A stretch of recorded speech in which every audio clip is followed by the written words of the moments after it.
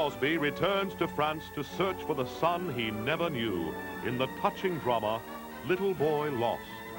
Next on AMC. Henry Fonda. He stands tall and gentle on the silver screen, playing men who are honest, simple, and good in their hearts. Better run me out, I gotta say. AMC salutes an American icon with 5 nights of his films, from Cowhand to Future President, Minuteman to Migrant Worker, all searching for some kind of good in an angry world. Wherever there's a fight so hungry people can eat, I'll be there. AMC's Henry Fonda Festival, every night this week at 8 p.m. Eastern, only on AMC.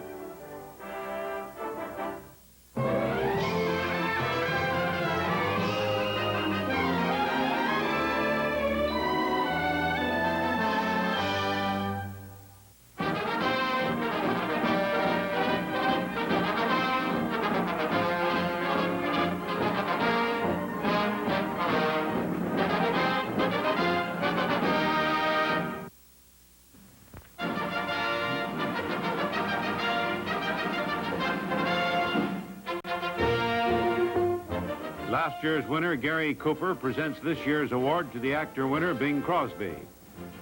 Last year's actress winner was Jennifer Jones of The Song of Bernadette, and at Hollywood, she presents this year's award to Ingrid Bergman. Cameraman Leon Shamroy, producer Darryl Zanuck, and screenwriter Lamar Trotty of the 20th Century Fox feature Wilson receiving awards. The Thalberg Prize for the most consistent high quality of production goes to Darryl Zanuck.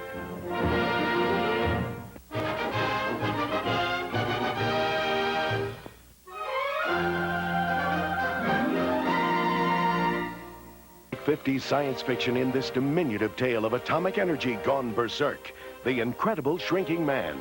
The memories start here, Saturday afternoon at 1 Eastern, only on AMC. Where I come from, the man asks the girl to dance. Oh, you must come from the Stone Age. Fred and Audrey. Swonderful. Wonderful. Marvelous. Marvelous. Hepburn and Astaire. He loves and she loves. 2 perfectly different people who just happen to be perfect for each other. I love your funny face, your sunny, funny face. Director Stanley Donen's fashionable classic, Funny Face, Sunday on AMC. Got a lot of personality.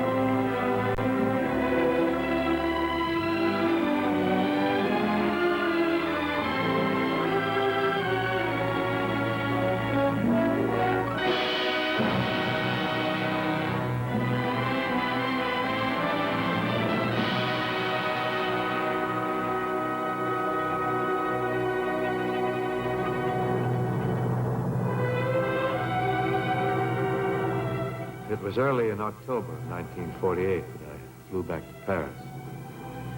Although I'd read the cablegram at least a dozen times, I kept studying it, trying to figure out just what he might mean by new information.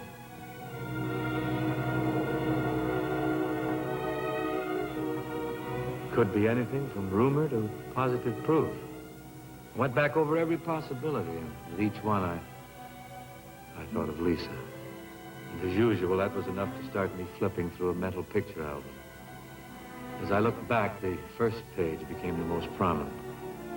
That evening in 1938, as I was hurrying to my news broadcast, when Europe began to get nervous in the summer of '38, the network sent 4 of us from New York to provide a daily roundup of news out of Rome, Paris, Berlin, and London. I drew Paris. On the way over from my hotel, I'd thought of some changes in the wording of my broadcast, so when I got to my cubbyhole, I began making the corrections.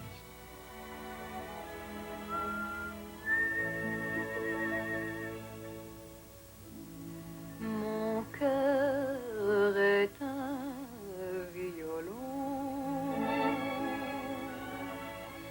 sur lequel ton arche joue et qui vibre tout du long,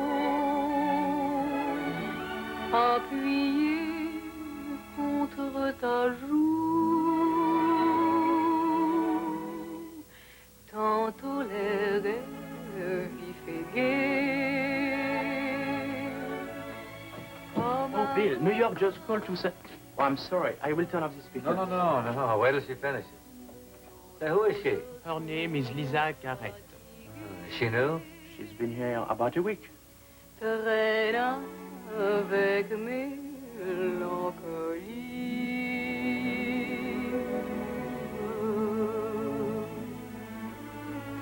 What were you saying about New York?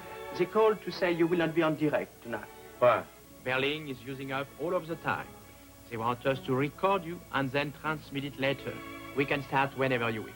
Well, as soon as she finishes. I'll buzz when I'm ready. Oh. Are you coming to the party tonight? What party's this? It's a farewell to Monsieur Pravin. He's going back into uniform. We would be happy if you would come. Is she gonna be there? Oh, yes. Then I'll be there.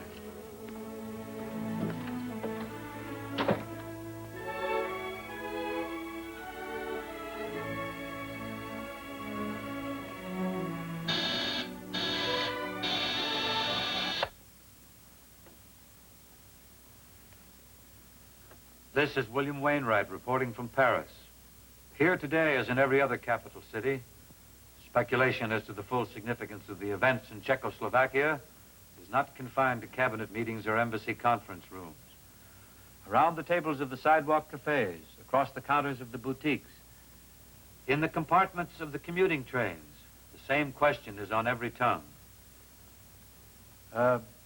In the compartments of the commuting trains, the same question is on every tongue.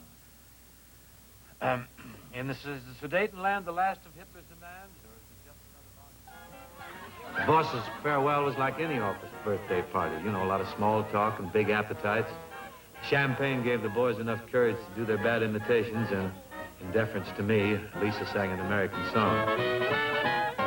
I'll be down to get you in a taxi, honey. You better be ready about 8:30. Now, dearie, don't be late. I want to be there when the band stops playing. Remember when we get there, honey, the 2 steps, I'm gonna have them all. Gonna dance, I'll bump my shoes when they play the Jelly Roll Blues. Tomorrow night, out the dark comes Stratophone. And I had just enough wine in me to retaliate by joining her on the next chorus with my fractured French. I'll chercher pour vous dans un taxi, chérie, en gare de 8h30. Now, chérie, wait for me. Nous arrivons là-bas quand l'orchestre commence. Attention, when we get there, honey, le 2 steps et le tout pour moi. Je danserai away mon chou quand jouer le Jelly Roll Blues. Demain soir, oh, le Downtown Stutters Bar. Alors, le tout ensemble, anglais, français. Oui, oui. I'll chercher pour vous dans le taxi, chérie. En gare de 8h30. Now, chérie, wait for me. When you find someone with whom you can share laughter, you also find good reason to share the same food and wine. And if you can pass those moments of silent appraisal, you're ready to share the same friends. Pierre and Elaine had known Lisa for years. The fact that I liked them and they approved of me made sharing the same diversions rather easy. It's important to have things in common and a mutual understanding, but the misunderstandings are even more important.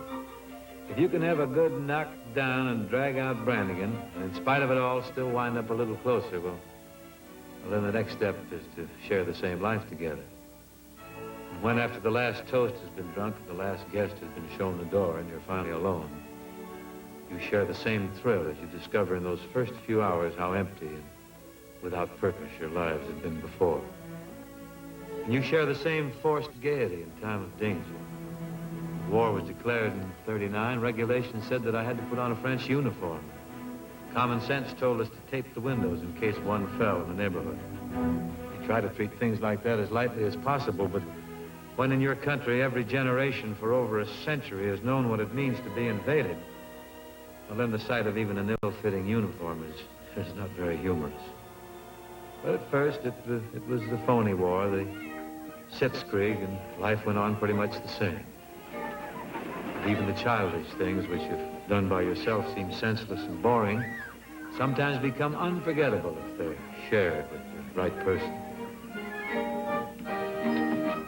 I showed that guy a rifle arm, didn't I? Little did he know I used to play shortstop for the Ideal Laundry. And just think, it only cost you 250 francs to win all this. Isn't that great? Which you could buy for less than 25. Such a waste, such a waste. Well, it was worth it, honey. We had a good time. To me, throwing away money is not very entertaining. Well, you should have stopped me then. See, I was only doing it because you were having so much fun. Seemed like every time I hit that bullseye, you laughed and squealed and Because jumped you up are and my down. husband. In front of strangers, I will always stand beside you and smile proudly. No matter how big a fool you make of yourself. Well, we'll take it back then. Maybe you'll give us a refund, huh? No. They belong to us now. Do you remember that painting we have wanted so much? Yeah. Well, instead, we will put this on the mantel. You like it? Oh, très chic. Really does something for the room. Oh.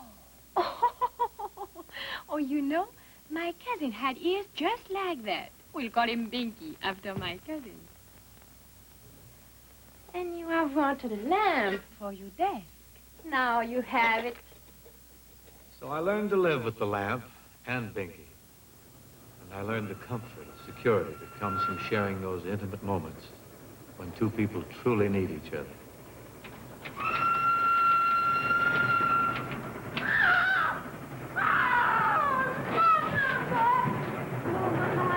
Attends, je viens. Laissez-moi. Lâchez-moi. It's a bad dream. You're all right, honey. It's just an old dream.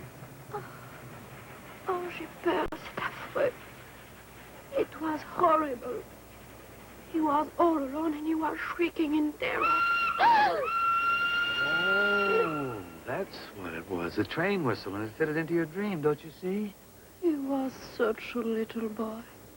You've been worrying too much about the baby lately. No, it wasn't our child. He was all alone and... Well, if he's somebody else's child, let them worry, honey. But he was alone. And I was the only one there. I had to help him. But I couldn't go to him. Something was holding me and I... Oh, no. And of course, you share the same comforting relief when you discover that the new offspring has all his fingers and toes and a good pair of lungs. Il m'a souri et répondit, il ne se conduit pas bien. Il pose trop de questions. Ouf, ouf. Et à propos de rien. You've been singing that to him ever since he was born. Il pose trop de questions. Woof, woof. It's nonsense. My father made up this song just for us. Now, just for Johnny. If you don't like it, you don't have to listen. You know, you're not looking too well. Maybe I better call this whole thing off, huh? I am all right, and you will not call it off. It is your job. What you have to do, you do. Where will you broadcast from? From Leo. But I could postpone it a week, honey, I've wouldn't been it? a month arranging it. It will be a very important broadcast. It's not as if you will be away for a long time. You will be back in 2 days. Yeah, but Lisa... You're going. You know, I could become very fond of you. Monsieur Wainwright, on vous demande au téléphone. Ah oui, d'accord. Eh bien, mon bébé, voyons. Bien. I can't go now, Fred, with Lisa and the... Yeah, I know it'll only be 48 hours, but I just... Have the others left with the equipment yet? Oh, well, I'll have to telephone you later and let you know, I guess. In the meantime, do something for me. Will you call Porter over at the embassy and ask him to get things rolling so I can get Lisa and Johnny out of the country? Will you do that? Thanks. Oh, Monsieur Wainwright, you are here very early. I was now going in to see your wife. Doctor, the Germans have just invaded Holland. So, it has finally come. I've got to get them out. When will my wife be able to travel? It was a difficult birth. To move her right now would undoubtedly bring on a serious hemorrhage. 2 days, maybe 3 days? There is reason for precaution, monsieur, not for panic. Your wife cannot travel for at least 5 days. Thank you, Doctor. But tell her I'll be right in. I must first find out if there is a message for me from the military center. Undoubtedly I shall be needed. Hello? Since the others had already started for Lille, Lisa wouldn't hear of my staying behind and letting them down. We all knew things were serious, but no one dreamed how serious. Getting up to northern France was nearly impossible. Getting back definitely was. When the Belgian army surrendered, the German lines became a pair of giant calipers that seemed to be measuring the width of Dunkirk. I was classified as what was ironically called a neutral observer. Everybody on that beach was an observer, not by choice, but by circumstance. And like most of the others, I picked up a little remembrance of the occasion. I wound up in an English hospital. So there I was in London with Lisa and the baby in Paris. The time I came to and got on my feet again, and the French had capitulated, so in order to get back to Paris, I had to be accredited as a correspondent all over again. This time by the Nazis. There were forms to fill out and new uniforms to get used to and chairs at the embassy to wait in. And then came the answer. It was short and definite. Due to my antagonistic attitude to the Third Reich, the Nazis would not permit me to enter France. Well, if I can't get in, then you just got to do everything possible to get my wife and child out. Looks like we'll have to continue our discussion in the shelter. If you just fill out these papers, we'll get to work on it right away. There shouldn't be too much difficulty. Your child is a citizen and your wife is entitled to a 1A visa. More papers meant more waiting. And during this time, the Nazis reopened the radio stations in Paris. Lisa got her job back singing those simple French songs she did so well. I practically lived in the studio in London, but I always kept tuned in on Radio Paris. Sur lequel ton arche joue et qui vibre tout du long, appuyé contre ta joue, tantôt l'air est... I couldn't understand her working for the Germans. Was she forced to? But I was grateful for every word, and yet I hated the fact that I couldn't even whisper her name to her in return. Why couldn't the embassy get her out? There was always some delay, some excuse. Has it occurred to you, Mr. Wainwright, that your wife might not want to leave Paris? I was just wondering, have you considered the possibility that your wife might be working with the underground? Yes, I have. I've gotten some letters from my wife. They were brought to me by RAF flyers who were smuggled out of there by the underground. Well, naturally, she's got friends in the resistance, but I'm positive she couldn't be active in it. Mr. Wainwright, only the trustworthy have friends in the resistance, and the trustworthy are the resistance. And a few nights later, I found out that the Southern boy knew what he was talking about. J'ai dit à mon papa, personne n'aime mon chien. Hey, Ronnie, this thing's acting up again.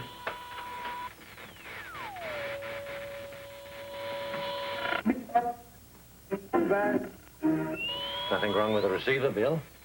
The Jays must have cut off the transmitter.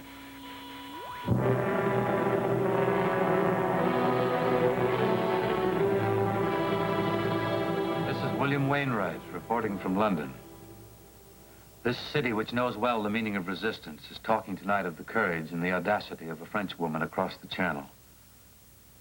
A few nights ago, in the midst of a soothing, innocent musical program, Radio Paris suddenly went dead.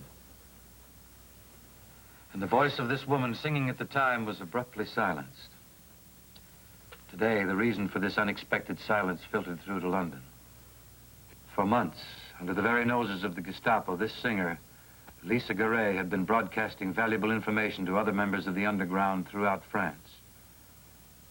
The title, My Heart is Like a Violin, sounds harmless enough, but to those who knew the code, heart meant supply trains. Like was Tuesday, and violin was the word for destroy. From the moment her voice was silenced until I re-entered Paris with the French troops in 1944, I never heard a word from her, nor any word of what happened to her. But then they told me she'd been shot by the Gestapo. And Elaine, Pierre's wife, they shot her too.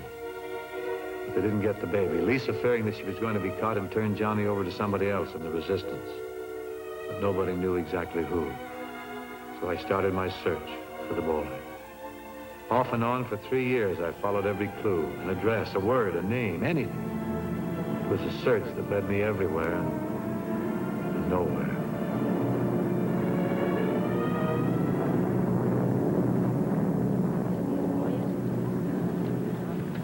We are going to be in Paris in about an hour. Would you like some breakfast? Oh, thanks. And you were the one who told me you could not sleep on a plane. I wasn't sleeping. I could hear those motors all night and the baby crying. What baby? Oh, there is no baby on the plane, monsieur. You were dreaming.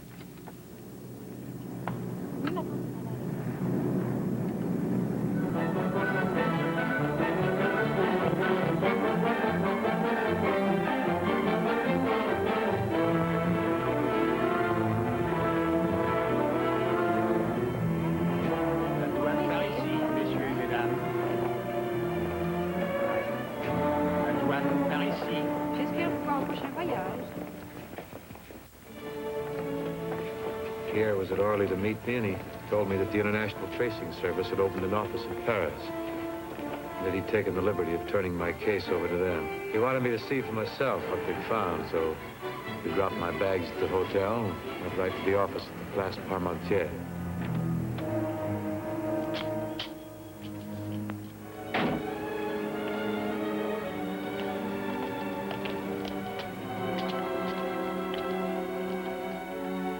I'm sure you have probably seen this, but if you haven't, it's a report from the War Crimes Commission, the testimony of the witnesses who saw your wife shot by the Gestapo.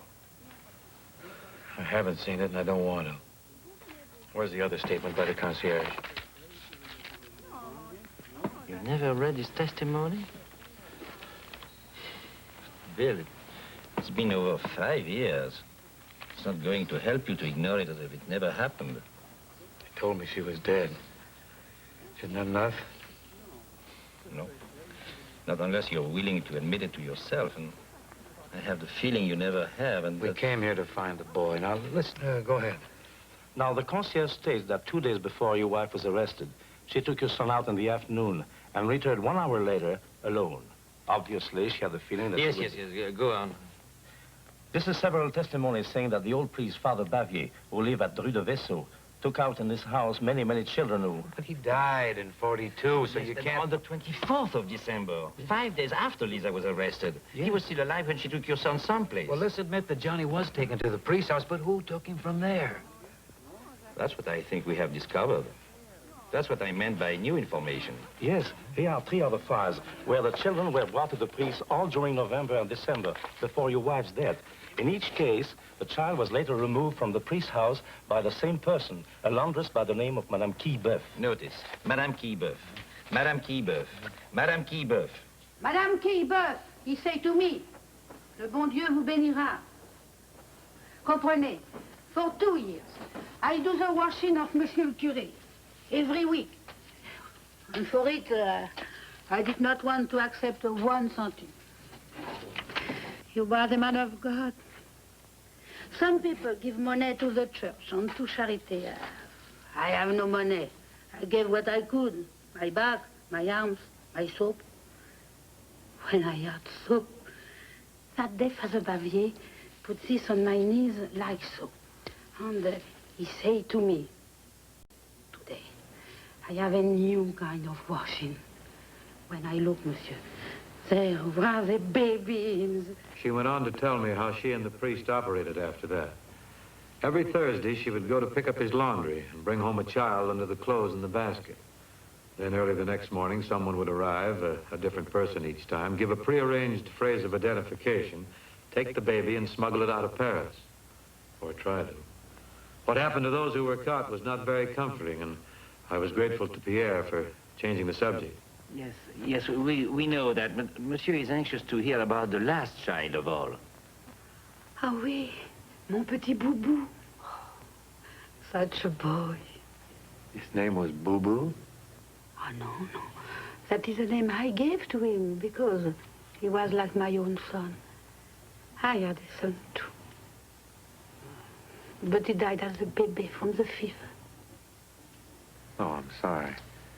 You never knew Boo Boo's real name, huh? Monsieur le curé never told me any of their names. And I did not ask. Silence. It was better not to know too much.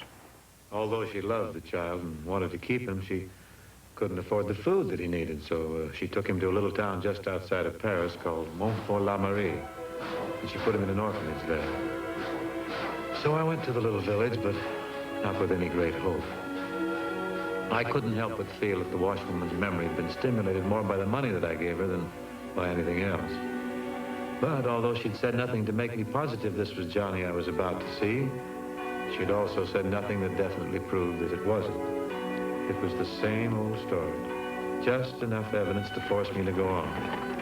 And I knew what would have happened if I hadn't. Every time I looked at an 8-year-old boy, I would have been reminded that I hadn't done everything possible.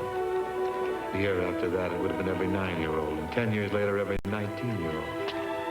But I went alone because I didn't want Pierre's enthusiasm to prejudice me. And yet it was more than that. I didn't want to be alone with him. I always had the feeling that Pierre knew more about me than I knew about myself. And I wasn't anxious to travel with a second conscience. Bonjour, madame. Ah, bonjour, monsieur. Avez-vous une chambre pour moi? Oh, ça sera difficile, voyons. Oh, vous avez de la chance. Le 8 sur la cour est libre, ou alors le 12 sur la rue avec vue. Mais je vous préviens, elle est plus chère. Excusez, j'ai pas compris. Oh, Nelly, viens un peu ici. Je ne comprends pas ce qu'il me dit à propos de la chambre. She said that the front room is more expensive than one on the court. Oh, thank you. Une chambre sur rue, s'il vous plaît, hein? Ah, bon, j'ai compris. She was born in Toulouse, you know, and she can't forget the dialect. All Americans have trouble understanding her. See, my accent gave me away, too, huh? It's charming. You have come to Montfort-la-Marie on business or pleasure? Business, sir. I thought so. This town is no place to come for pleasure. Unless you happen to meet the right person who knows the right places. I don't think I'll have much time for any sightseeing. In a village so small, it is surprising how much you can see in an hour or two. Oh, you work here in the hotel, huh? No, but she's my aunt. She and my uncle own this place. My uncle is not here at the moment. I will show you to your room. No, thanks. I think I'll just, I'll leave my bag down here for a moment. I want to go right up to the orphanage. Could you tell me where it is? I can show you. Merci, madame. De rien, monsieur.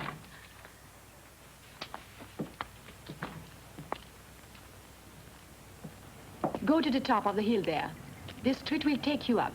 The orphanage is right behind those ruins. Thank you. You're welcome.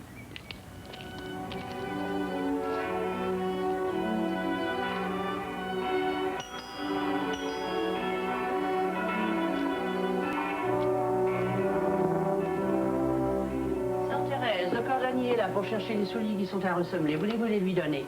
Please, sit down. I'm sorry to have kept you waiting, Mr. Wainwright. Well, it's quite all right. I spent the time hoping that your French wouldn't be too fast and mine too slow, but now I see... I was fortunate enough to serve God in many countries. Monsieur Fernier wrote last week and explained your position very clearly. I can well understand your anxiety and hope in this mission.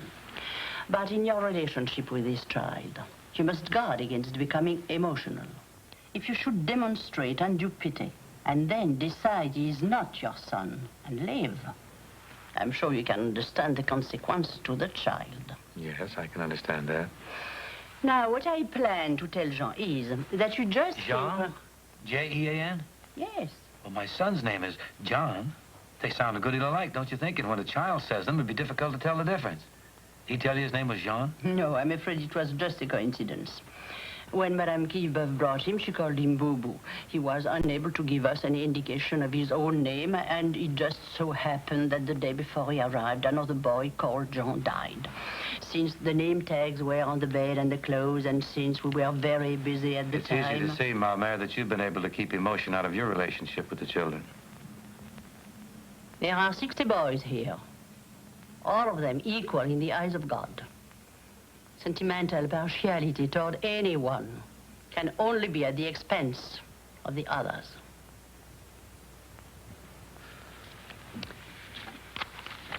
The tracing service sent me a record of your blood type, eye coloring, and other characteristics that might be... She calculated the heredity factors with the efficiency of a computing machine, and with just about the same amount of concern.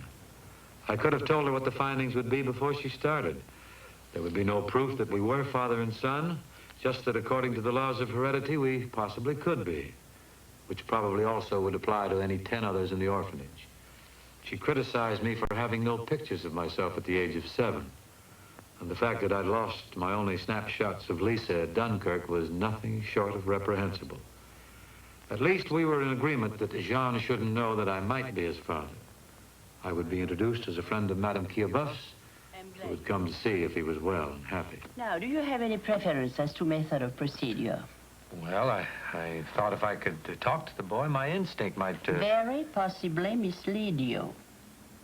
The boy's future is at stake. Yours, too. I wouldn't trust to instinct. Paternity cannot be decided by a sudden rapid pulse or a lump in the throat. I fully realize that. Naturally, I thought of mentioning some names he must have heard, or recalling his mother to mind, or where he lived, or... But don't be easily discouraged. For the past 4 years, we have been doing everything to make the children forget the very portion of their lives that you now hope Jean will remember. Could I see the boy now? If you wish. It's just down the hall.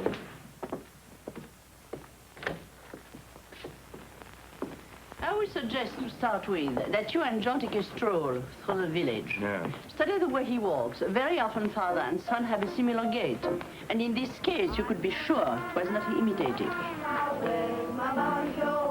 Oh, Susanna? Yes, we feel that his second language is most important for the boys who have an aptitude. And singing is a relief from textbooks.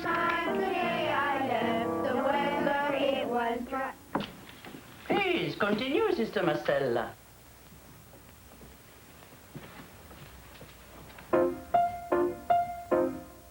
I came from Alabama with my bonjour on my knee.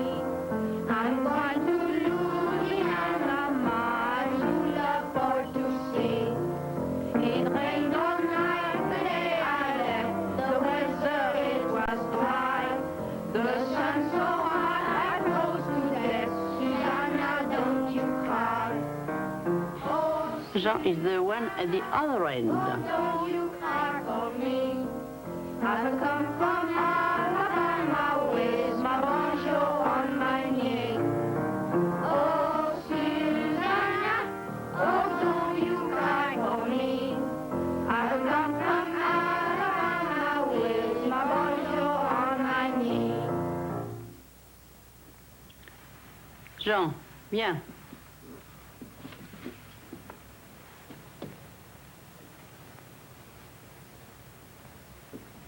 What you did just then, I've seen happen many, many times. Even mothers who claim their maternal instinct infallible make the same mistake. If there is the slightest resemblance, they will favor the child who is alert, intelligent-looking, and personable. I've come to the conclusion that parental instinct is very often confused with conceit. Jean, viens. Ferme ta porte.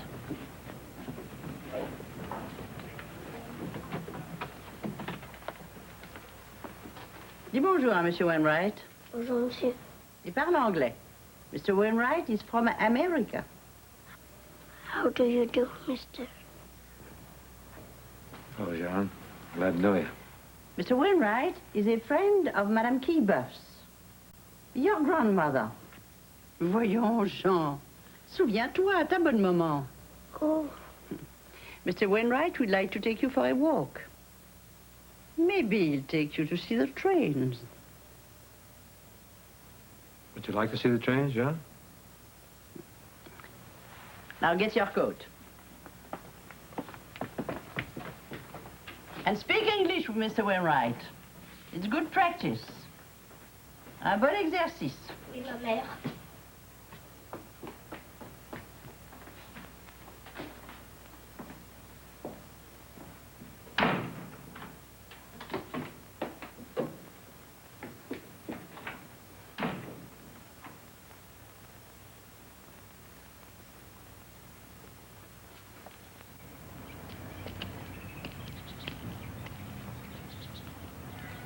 Au revoir, monsieur. Au revoir, ma sœur. Au revoir, Jean. Au revoir.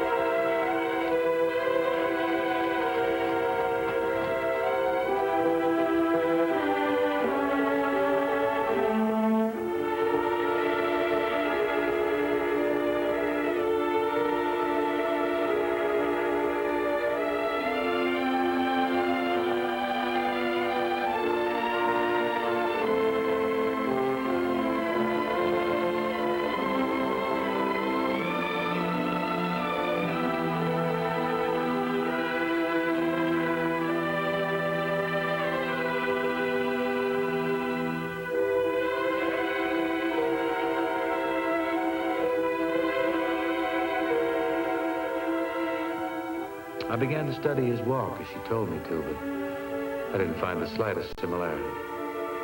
Oh, this is just a waste of time. It couldn't be my child. My son would be agile, sure-footed. He'd coordinate better than that. But then, much as I disliked the Mother Superior, I began to wonder if she wasn't right. If it wasn't conceit after all. Maybe I was like every rooster, convinced that it's his crowing that brings on the dawn.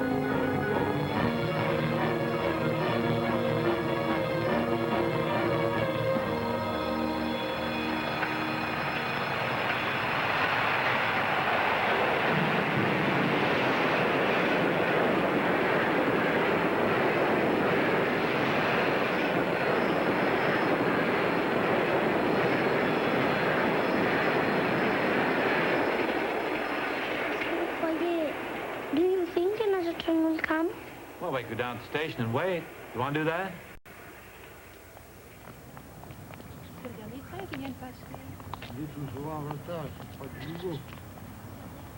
John, come on, let's sit over here and wait.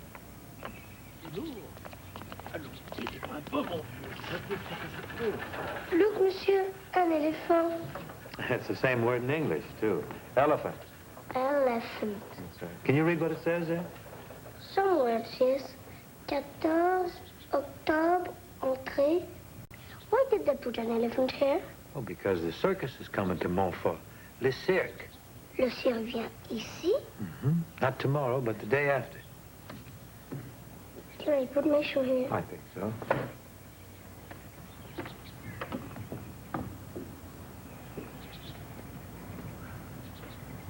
Have you ever seen a circus, Jean?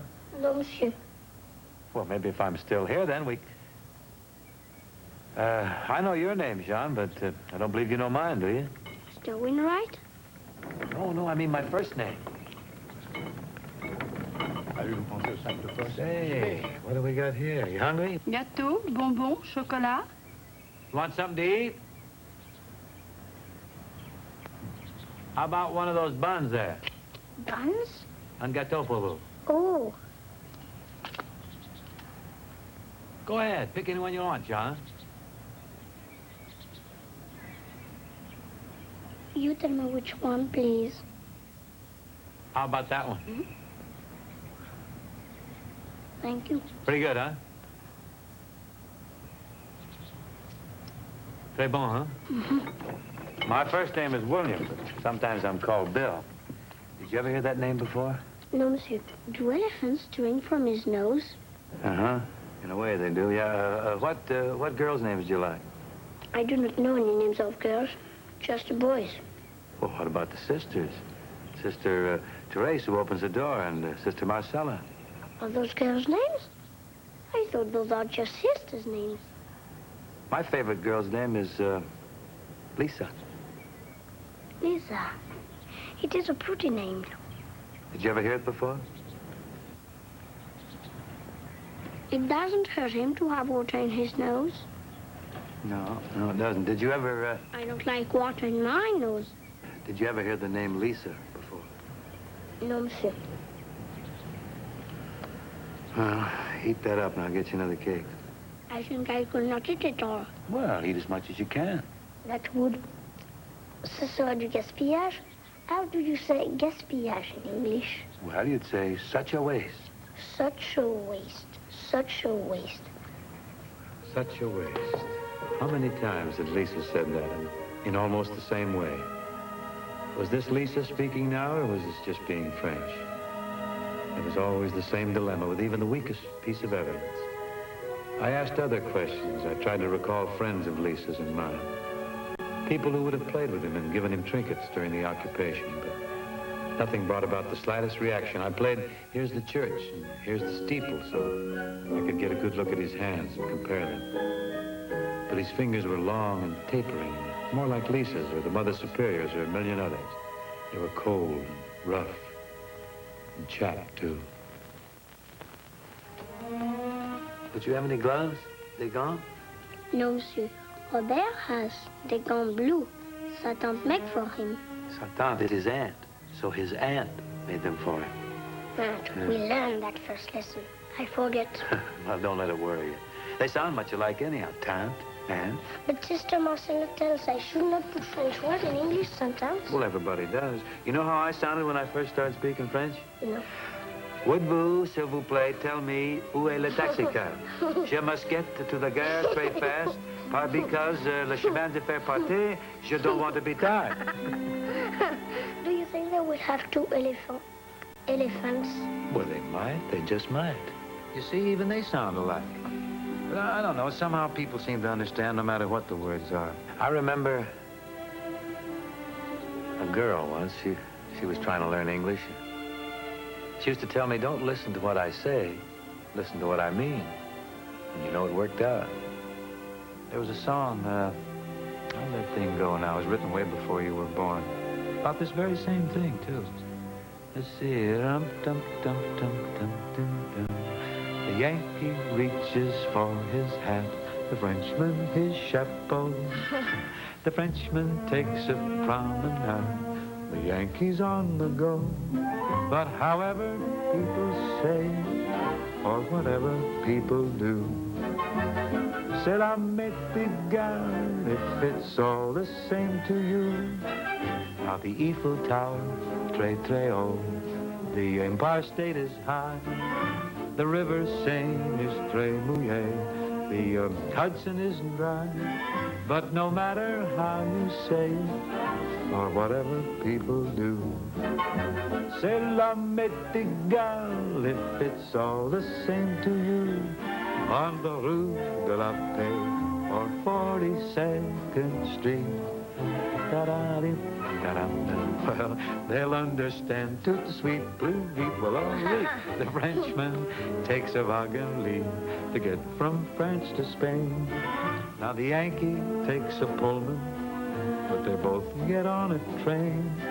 So it really doesn't matter, and as far as I can see, if it's all the same to you, it's all the same to me. Cela m'est égal, c'est la vie. That is a very funny song. Merci. There's some more. Oh, yes, let's see. The Yankee reaches for his... No, you sang that. Yeah, so I did. The Frenchman's quite a bon vivant. The Yankee's quite a sport. And if they don't live right next door, they still live port to port.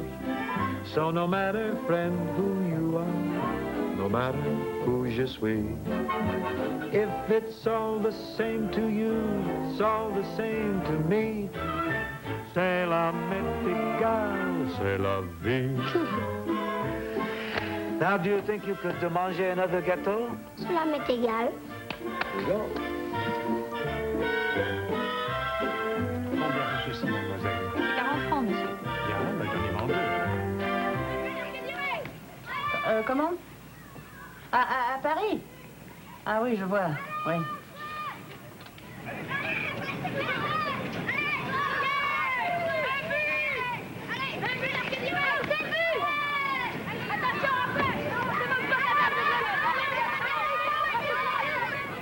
That was Dr. Marcatel I was talking to. He's a retired psychologist who lives here now. He's been a great help to us. He hopes you are not too discouraged by this afternoon. Oh, no. I realize these things take a little time. The boy was under a strain today. He made a very good suggestion, I think. That you take Jean to Paris for a day or so. No, I don't think that'll be of any On value. the pretext of visiting his grandmother.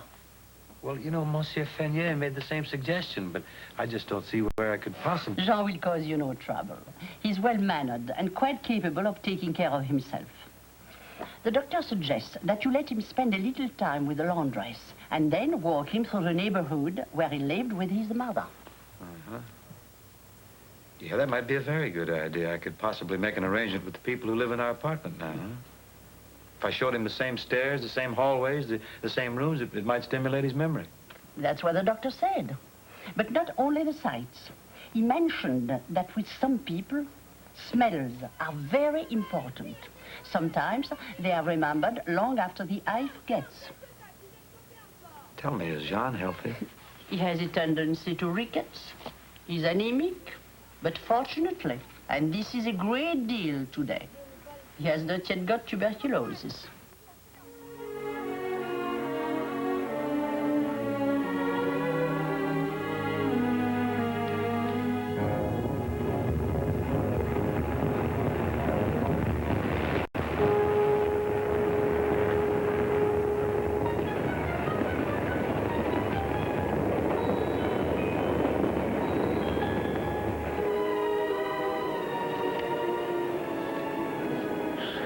Next time school.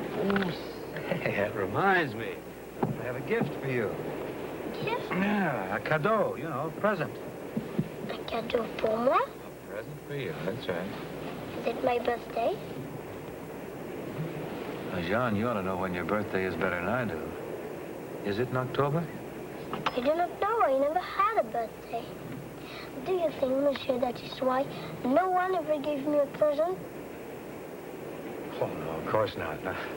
Hardly any boys get presents nowadays. You know, since the war, everybody's busy. They're building up the cities and working in factories, stuff like that. The other boys have birthdays. They get presents. You're going to get a present, too. Would you like to see what it is? Go ahead, open it.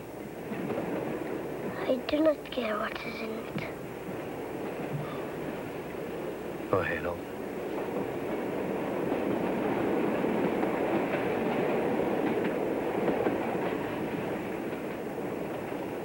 They go.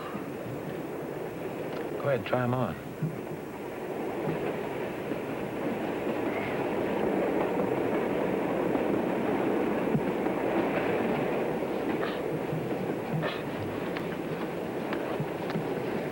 Oh, I guess they're too small. We'll have to take them back and get a larger size tomorrow, huh?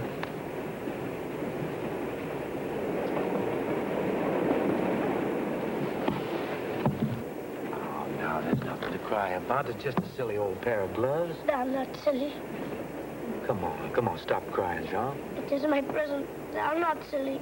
I tell you what, let's do, Jean. Let's pretend that these were your present when you were still a little boy, and you've just grown out of them. That's all. I'll get you a bigger pair. If you pretend that, could I keep these? Why, sure you can.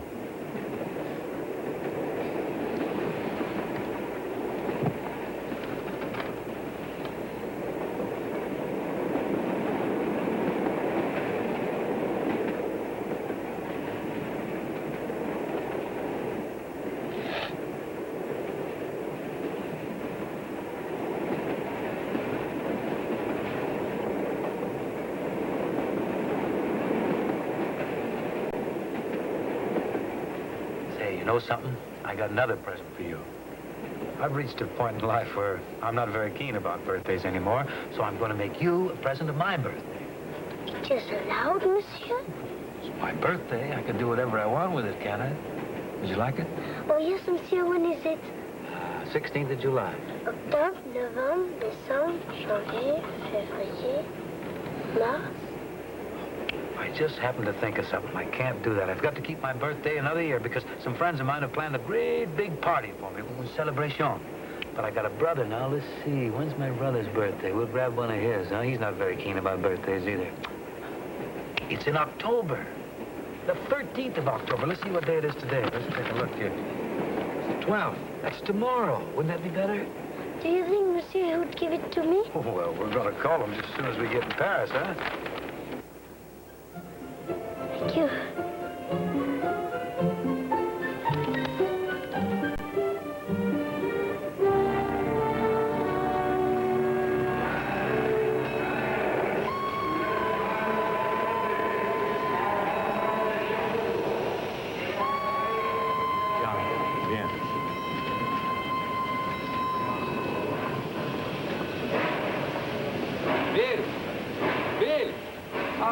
Pierre. Bonjour, Bill. You had a good trip? C'est Jean. Ah, bonjour, Bill. Bien?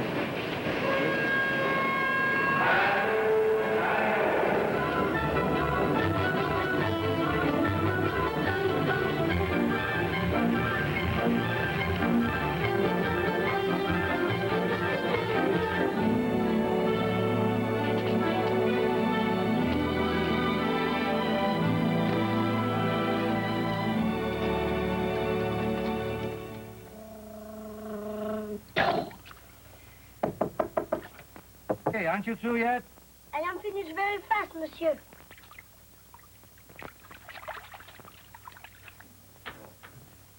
Mother Superior said not to lavish any presents on him, but I don't suppose she'd object to some new shoelaces, would she? Monsieur, désirez-vous autre chose? Merci, non, c'est pas fait. It was an excellent meal, thank you. Nothing like it used to be before the war. Very little is, with the exception of our monuments.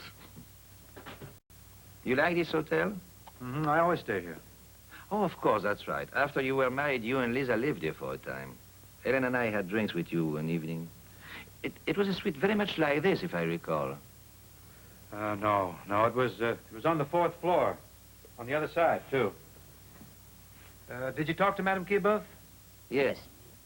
Yes, I went to see her and explained why you were bringing the boy to Paris. She'll be waiting for us in the morning. But the people who live in your apartment were not at home. I'll drop by again tonight. Well, you must have work to do. I don't like to take up so much of your time. Oh, no. I'm just starting a new novel, and at that stage, all writers pray for interruptions. Now, just a little. I must go in a few minutes. I'm taking Gabrielle to the theater. I hope you'll have time to meet her before you go back. You planning to marry? Yes. Forgive me, Bill, if I'm intruding, but have you ever thought of getting married again? Yes, but that's as far as it goes. The best, by comparison, seems rather uninteresting. I doubt if any woman could compare with your memory of Lisa. Not even Lisa. Watch out for memory, Bill. It can caress you and soothe you, and can also devour you. There. Now they look a little better. Sometimes talking with a friend can accomplish a great deal. I'm ready whenever you are. Well, sounds like he's out of the tub.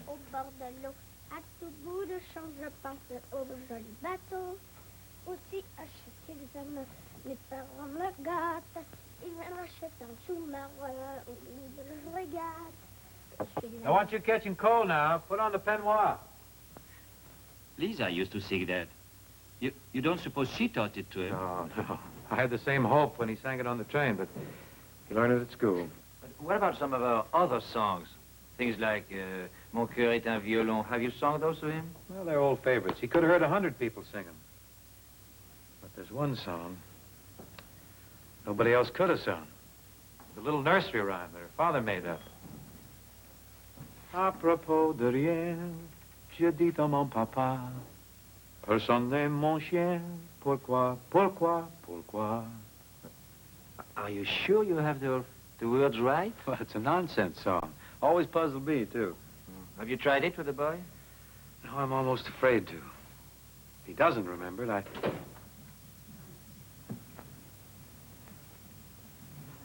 It is warm, so, monsieur? Yeah, that's right. Here, sit over here in this chair. I think there's a little heat coming up there. Wrap it around you now so you keep warm.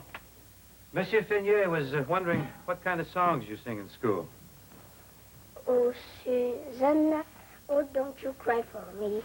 With my bonjour No, on my... I think he meant what French songs you sing. Sur le pont d'Avignon? Oui, monsieur. How's that go? Sur le pont d'Avignon, l'on y danse. On y danse sur le pont d'Avignon. On y danse tous en rond. Say, I know a good one. Do you know Frère Jacques? We'll sing it as a round. He'll start it, I'll start it, then he'll come in, then I'll point to you. You ready? Frère Jacques, Frère Jacques, Frère Jacques, dormez-vous, sonnez les matines, sonnez les matines, ding dong bell, ding dong bell, Frère. Oh, that's all right. Nice try, anyhow. Here's a good song.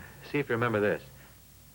À propos de rien, je dis à mon papa, personne n'est mon chien. Pourquoi, pourquoi, pourquoi? Elle m'a souri et répondit, elle ne se conduit pas bien. Il pose trop de questions. Woof, woof, et à propos de rien. Did you ever hear that song? No, monsieur. Well, then why did you listen to it with your face all twisted up like you're trying to remember? I was trying to think what it means. The duck can talk and ask questions. Yeah, that's the general idea. Well, Jean, you better go into bed.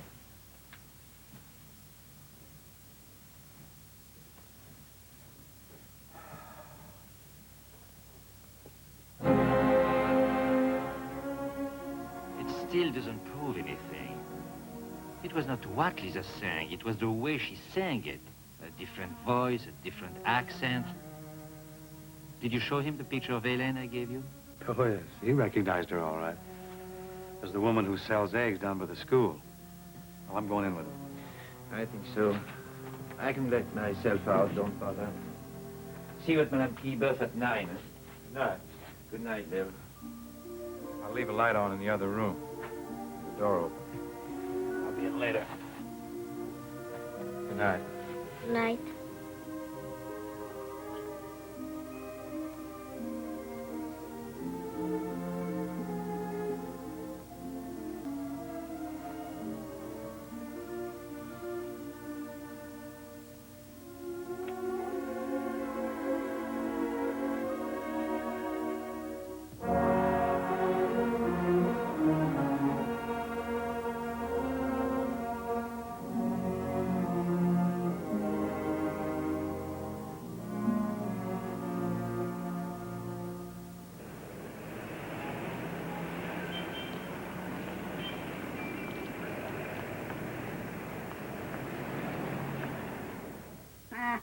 Pas long. Là. Tu te rappelleras maintenant du jeu de la petite souris, hein. Attention. La petite souris qui monte, qui monte. Hop là. La petite souris qui monte, qui monte, qui monte. Rentrez. Sorry, I'm late. Oh, Pierre. Jean Quillebeuf. Bonjour, petit vieux. Ça va? Did the room seem familiar to him? Ah oui. Ah, la dernière porte au bout du couloir. That he will remember. A boy does not forget where he spends so much time. All that is needed is to remember one thing. Then everything will come back. Oh, he's so thin. Look, it is not even dirty. But It has wrinkles. So she says, wash it. To have so much money. This she used to once to wave at somebody. And now, wash it, she says. Pierre. Souvenir d'un jour. Lisa's favorite. She always wore it. Oh, yes. I remember now. I don't think I ever knew anyone else who used it. It was a special blend. It was always just a whisper of it whenever she was near. As much a part of her as the way she smiled. Where is it? The what? Well, I wanted the boy to smell it. Those are things you remember. I'm sorry, monsieur. But the wash is from Madame Adré. I could ask her where she buys it. No, I know that. There's only one place. It's a little shop near the, Oh, te voilà. Tu veux un gâteau? Oh, j'en ai mis de côté pour toi. Je savais bien que tu viendrais me rendre visite. Hein? Tiens. Mon Dieu, que tu as grandi. Mais t'es un vrai petit homme. Alors, tu les as aimés, les gâteaux? Tu en veux d'autres? Bien, je vais t'en emmener. Et puis quand tu reviendras, It's about the arrangements. I didn't want the boy to hear. I talked to the people in your old apartment. He's an American. Air Force, stationed at Orly. You can go over now if you want. Okay, but I want to go by the perfume shop first. Oh. I told the lieutenant that we didn't want the boy to know why we were bringing him to the flat, so I thought that maybe you two could pretend to be old friends from home and... Huh?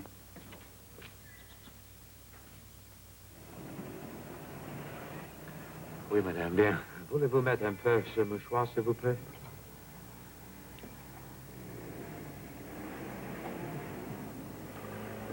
You think my secretary would care for this, Pierre? Very subtle. You like it, John?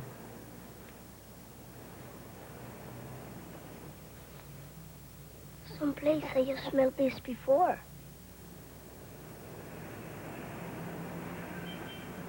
Well, maybe it was just the flowers in front of the school, huh? No. There was a lady. She smelled that way.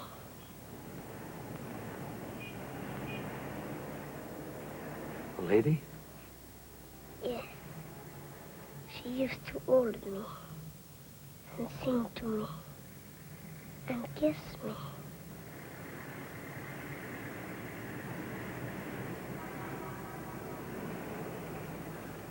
Say, you know something? After you fell asleep last night, I spoke to my brother, and he said you could have his birthday. He did, monsieur? So today is your day. I am 8. Robert's only 7. Oui, Jean-Paul. Voulez-vous l'emballer?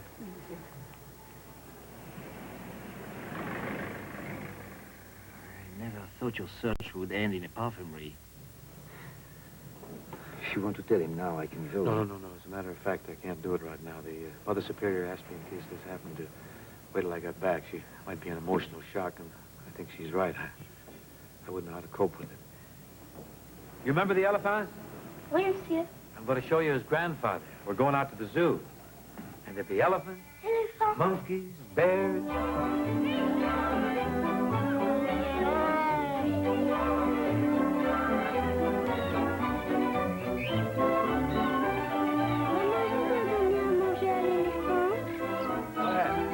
Give it to him. Ah, to know at last that our boy was alive made me alive, too. For the first time in years. And it brought Lisa back. There she was, walking on the other side of him, and we were starting to do all the little things we'd planned together.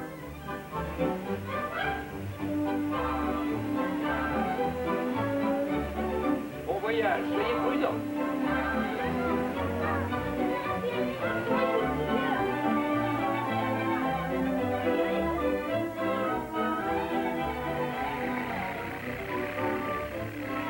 Are you enjoying your birthday? Very much, monsieur. Thank you to your brother for giving it to me. Well, to tell you the truth, it wasn't exactly my idea. A fellow named Robert Louis Stevenson thought of it first. He gave his birthday to a little girl. Did you ever hear of him? He wrote Treasure Island, L'île au trésor. Did you ever hear that? Yes, I suppose there's a lot you've never heard of. In a way, you're a very lucky lad. In the books that you haven't read a word of, there's a great bunch of friends you've never had. I envy the fun you've got in store, doing what you haven't done before. Someday you'll be looking through a magic window, and you'll see yourself sail off with Captain Kidd. Ah, what adventures you'll enjoy, and you'll be the only boy to discover where the treasure chest was hid. And if I remember, that's what I once did. I remember looking through a magic window, and I saw myself teach Robin Hood to aim. And what mischief I got in, meeting Huckleberry Finn. And I saw it through that magic window frame. Well, you can bet your bottom dream you'll do the same. With your nose against the pane and your elbows on the sill, you'll be a partner of Buffalo Bill. Or help solve a case with Sherlock Holmes. Or you'll get to go with Gulliver each time he roams. Grown-ups don't know where to find that magic window, but it's any window little boys look through. Ah, there's so much for you to see. So don't ever say to me that you've got a lot of growing up to do. 'Cause I wish that I were growing down to you. Who is Sherlock Holmes? Holmes. Holmes. He was a famous detective. Always caught the murderer. Assassin. Oh. Plenty of others, too. There's Ali Baba and the 40 Thieves, Aladdin and his lamp, Blackbeard the Pirate, and King Arthur, and the Knights of the Round Table. A lot of good reading there. Of course, we mustn't forget Cyrano de Bergerac. Oh, I heard about him. He had a long nose. And speaking of noses, how about Pinocchio? Makes Cyrano look like a button nose, way down to there. Oh, I like to read about him. There's plenty of others just as interesting, too. You'll love them all. Hey, Pierre! Alors, did you have a good trip? Ah, c'est un bon voyage. Très bon, très bon.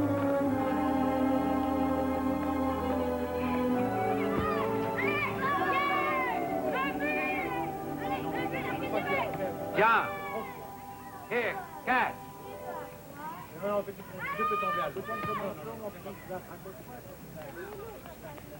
Thank you for fixing it. You are quite welcome.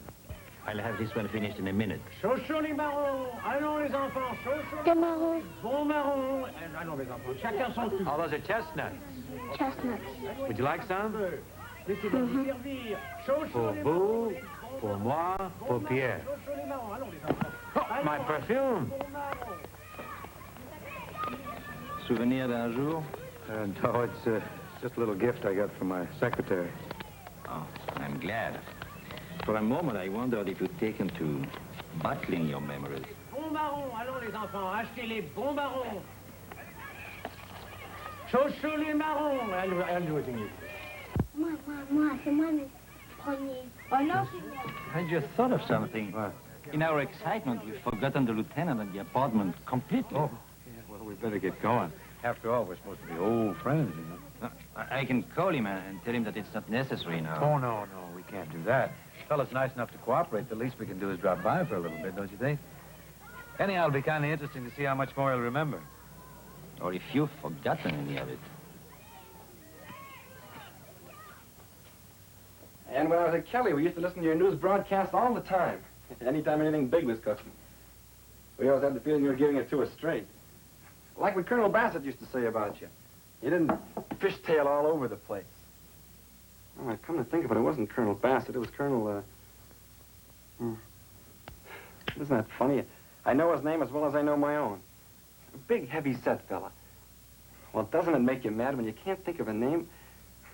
It's on the tip of your tongue and you can't say it. McGraw. Colonel McGraw. Yeah, that's who it was. Did you ever hear of him, Mr. Wainwright? Huh? Oh, no. No, I never did. You like Paris, Chuck? Oh, you can say that again. Paris has really got it. What's the matter, Jean? Was I in this place before? Why, does it seem familiar? Familier? Huh? Le Gugus.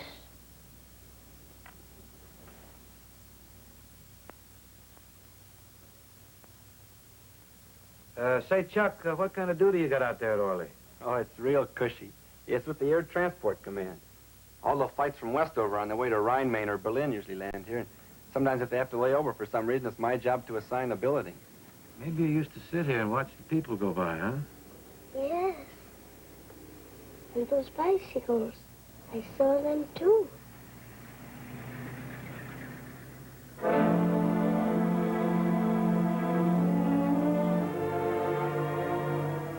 You know something? I left my pipe down one of those boats. I'll be right back. Maybe we should all go now. Oh, no. The lieutenant promised me a cup of that good PX coffee. I'm not going to let him out of that. No. Stay right where we are. Just be a second.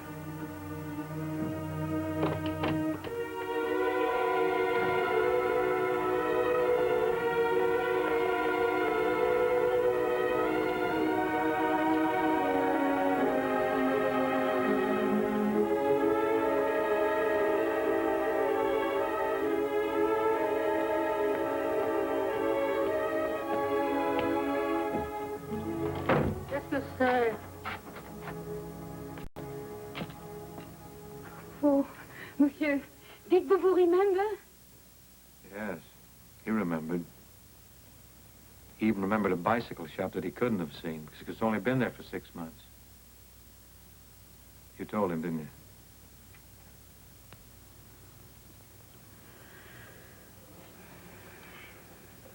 you? Yes. Monsieur Verdi told me yesterday why you are bringing Boubou to Paris. But then, believe me, I had no idea to tell him.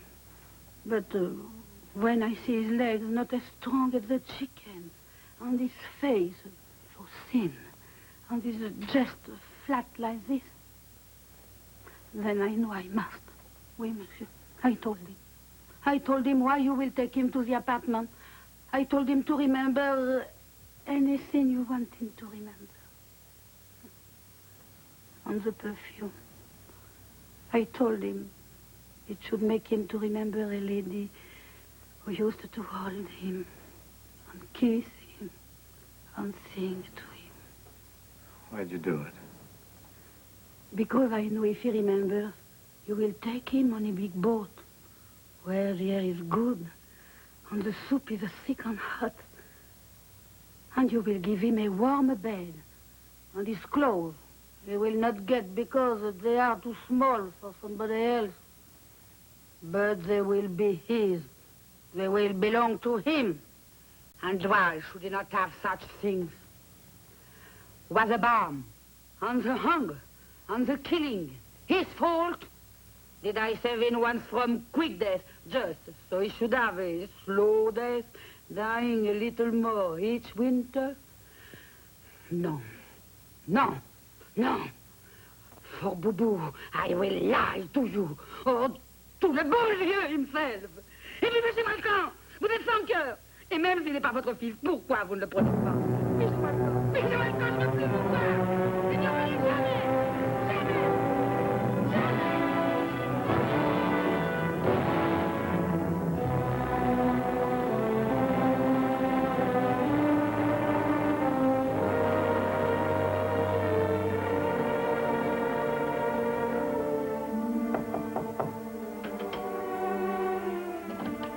Well, you sure missed him, Mr. Wainwright.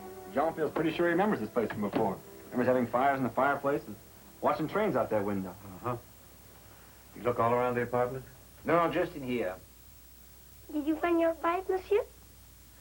It wasn't in the boat, Jean. I left it at your bon maman's.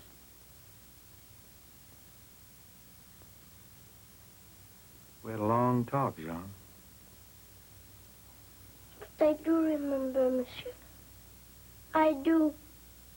I do.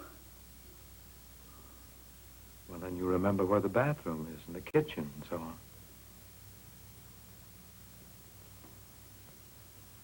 Your hands are sticky. Go to the bathroom. Wash them.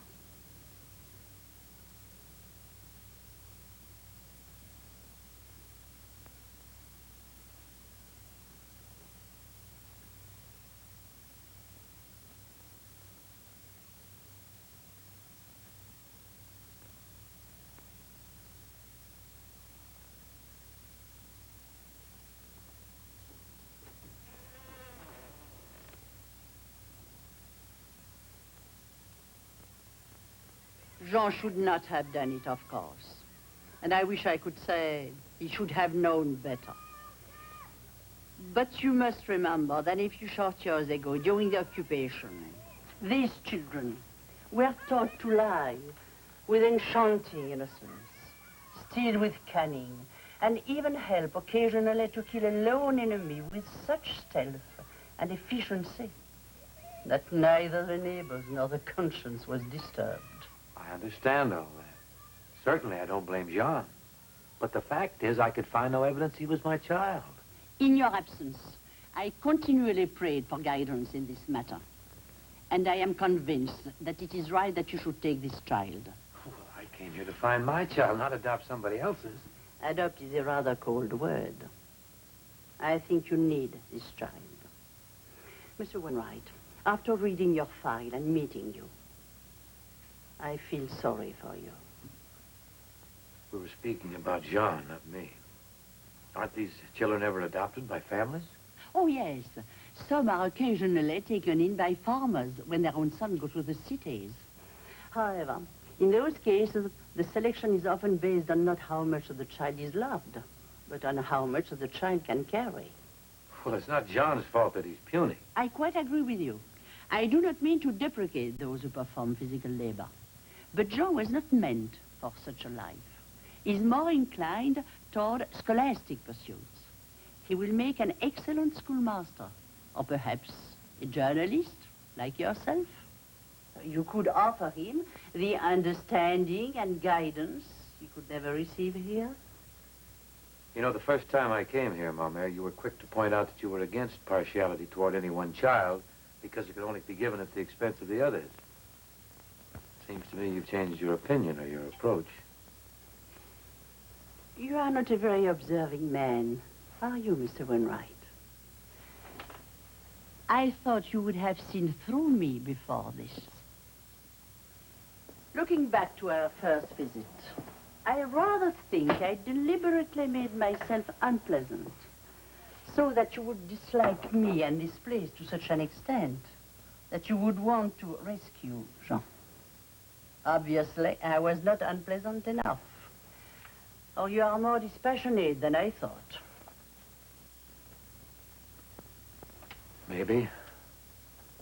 I don't think I'm so dispassionate I could have named Jean after a dead child because I was too busy to change the name tags. Busy? Did it ever occur to you what busy meant in 1942? We had 30 children here. That's all we were allowed. The Germans came every day to count and search, to make sure we didn't take in any new children. Yes, we were busy when the laundress came that day. We were busy digging out stones from the cellar floor with our hands, busy clawing up the dirt underneath so that we could bury the original Jean and put the new one in his bed before the soldiers made their rounds. Yes, we were very, very busy that day, Mr. Wainwright. Oh, I'm sorry, Ma Mère. I just didn't realize it. You are a very stupid man if you think my heart doesn't go out to each and every one of these boys. My room is directly above the dormitory where they sleep. When I hear a deep racking cough in the night, even though I hear it through 12 inches of ceiling and floor, I can tell you whether it is Joseph, Felix, François, Claude, or Maurice. At Mass, when the farmers pray for rain, I pray for cloudless skies, because to me rain means only that George's legs will ache more and Louis' breathing will turn to gasps. To some, the first snowfall is beautiful. Not to me. To me, it brings cold that makes Gaston's hands white and numb again. And to Antoine it does. I understand now. Believe me, I have a deep affection for Jean. It's just this adoption. It never entered my mind. I need some time to think about it. If I find that I can't take Jean, I promise you, when I return to America, I'll find a family that will. Our children are not for export, Mr. Wainwright. Please, Ma Mère, I didn't mean to offend you. When you can say to me that you will take Jean because you need and want him as much as he needs and wants you, then we shall continue. Until that time, there is nothing further to say. Good day, Mr. Wainwright. Ma Mère. No, get out, get out. Get out, Mr. Wainwright.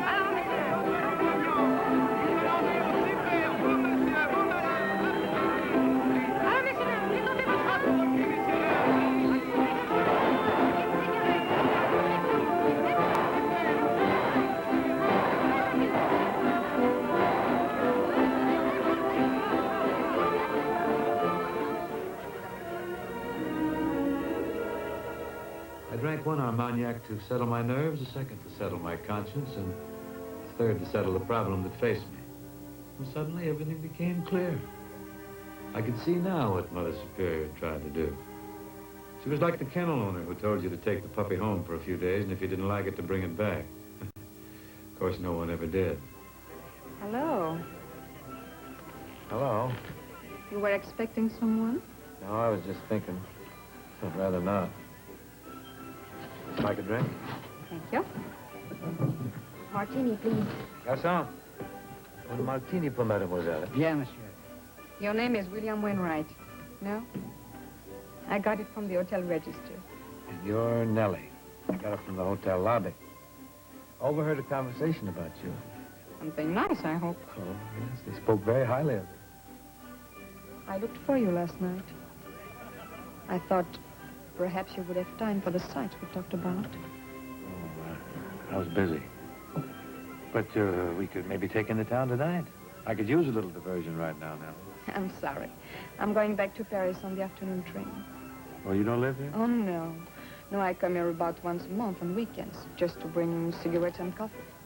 My aunt is always glad to get them, and she gives me cheese and butter, which are impossible to get in Paris. So, I don't manage so badly. Oh, sure you don't. What do you do in Paris? I work in a hat shop on the Rue de la Paix.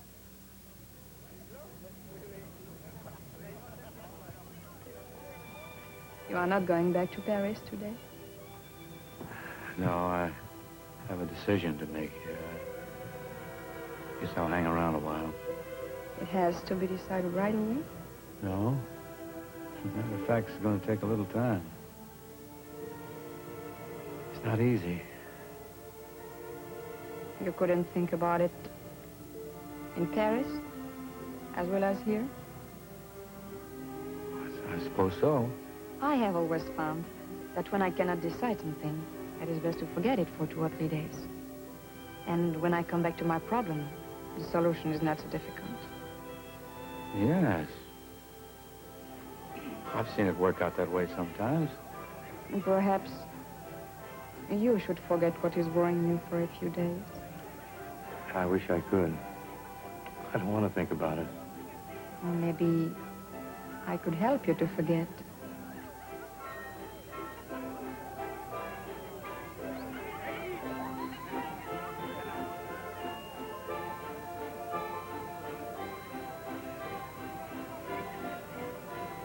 What time's the train leave? 5:30. You want to finish it, Jake? No, thank you. Well, I have to go back to the hotel. Write a letter. I'll meet you on the train. And if you should see me on the platform beforehand, I'd rather you didn't speak. My uncle will be with me, carrying the packages. He objects to me? No, but he's very provincial. You might get the wrong idea if this is me with a strange man.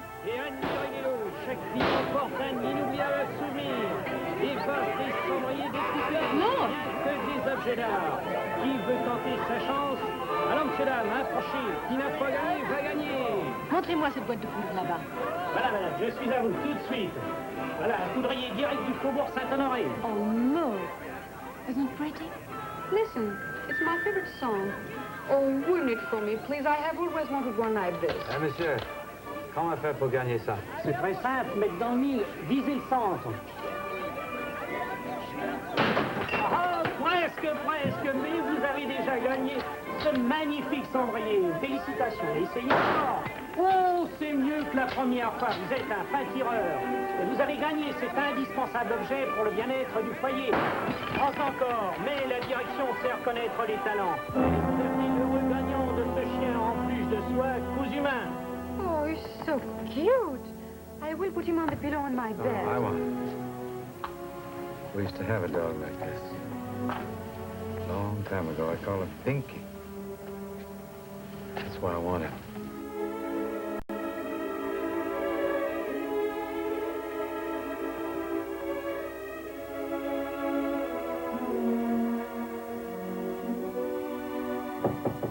Andre.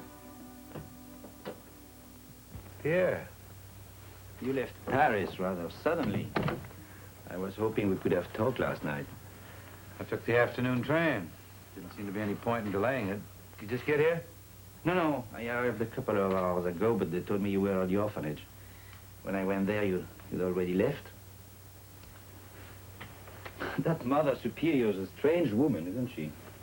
I couldn't get her to stop talking. Going back to Paris? For a little while, yeah. I borrowed a car to drive down. I'll take you back. No, thanks. I've made arrangements to go on the train. Taking the 5:30. You'll have company. A blonde in the lobby who's taking the same train. I've got to get away from here and think this thing over. Maybe after a couple of days, I'll be able to look at it a little more objectively. Oh, I'm sure you will. And after a week, you'll be so objective, you won't quite be able to remember what Jean looked like.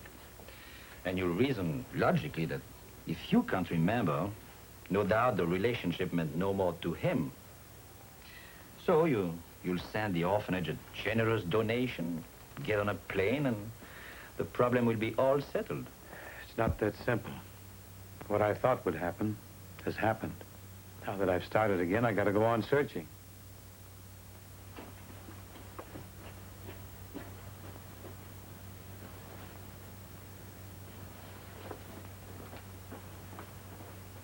Before you find your son, I hope you find yourself, Bill. I've tried to help, but each time you shut me out. Well, I'm sorry. I didn't mean to. You're not sorry, and you did it deliberately. When you lie to your friend, it's unpleasant. But when you lie to yourself, it's unhealthy. And you've been lying to both of us. The hotel room in Paris, it was the same one. Huh? And you lied about a perfume, too. It was Souvenir d'un jour. But what will the boy mean to you if you find him? You won't treat him as someone who's entitled to love and affection. No, he'll just be another something, like the perfume and the hotel room. Something to help keep alive your memory of Lisa. You feel noble and righteous because you've been so faithful to the past. And you expect everyone to admire you for it. But I can tell you one person who would not admire you. Lisa! She knew that the past is too late and the future unknown. And there is only one time for love and kindness and goodness, and that is now. She was alive and vibrant and lived every moment as it came. She would despise you for turning her into a morbid dream. But you're not alone in this, Bill. There were many others. I was one. Hélène was alive, and then she was not. There was no sitting at a bedside, no pacing a hospital corridor, no doctor shaking his head. It was unreal. And I couldn't believe it. I refused to admit that Hélène was gone. I saw her on the streets, in the cafes, on the subway. And then I read the witness report of her execution. I read it over and over and over until she died in my arms.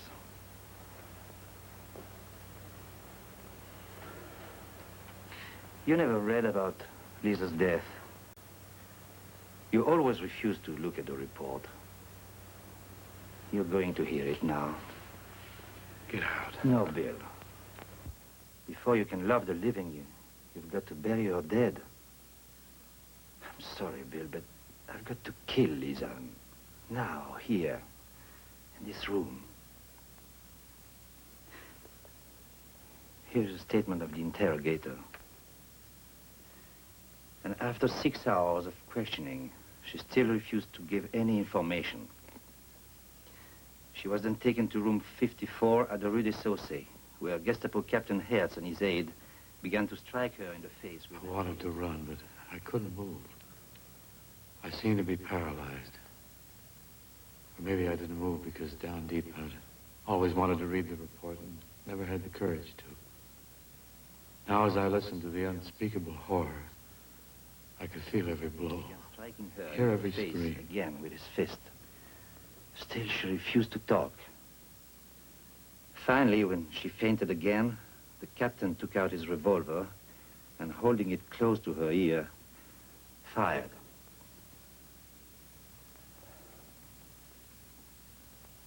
Now get out.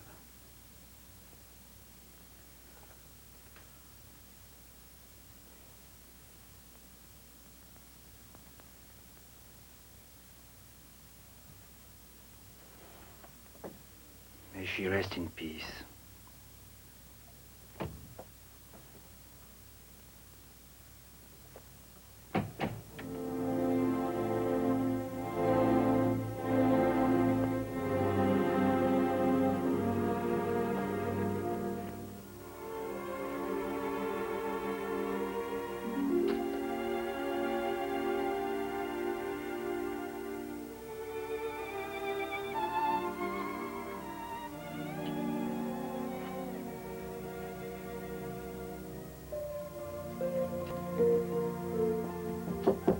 Entree.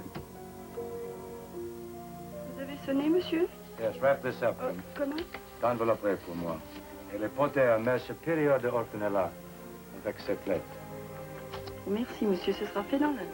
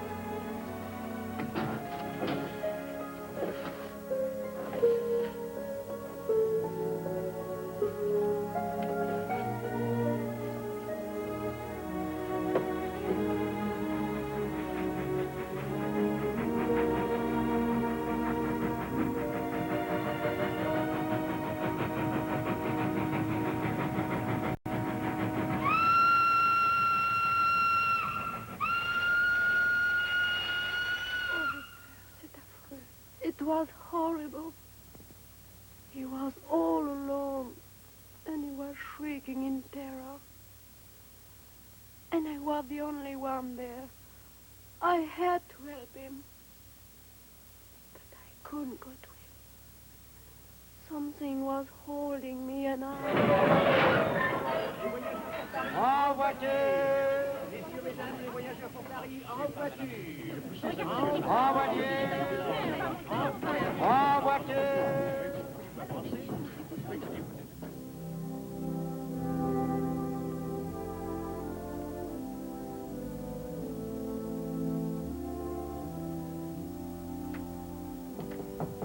Entrez.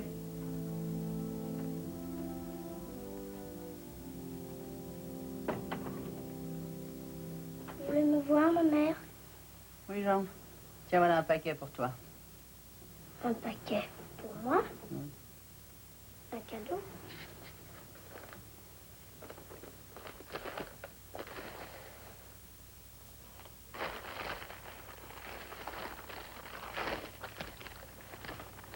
Binky! Binky est revenu. It is Binky. He come back, he come back. Binky, mon chien. Binky. He come back, he come back. Binky, mon chien. Binky. Binky. Binky. Il est beau. Binky. Mon chien. Binky est revenu. Good, good. I promised to take you to the circus. You still want to go? Oh, yeah.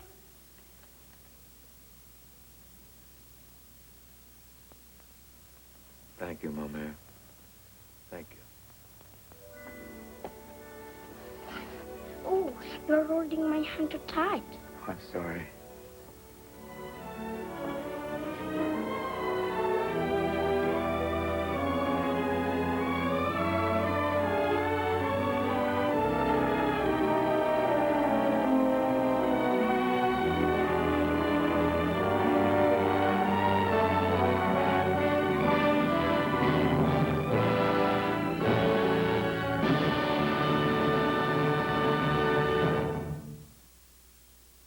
Next on AMC, Richard Burton is beguiled by a lovely suspect in the romantic murder mystery, My Cousin Rachel, co-starring Olivia de Havilland, next on AMC.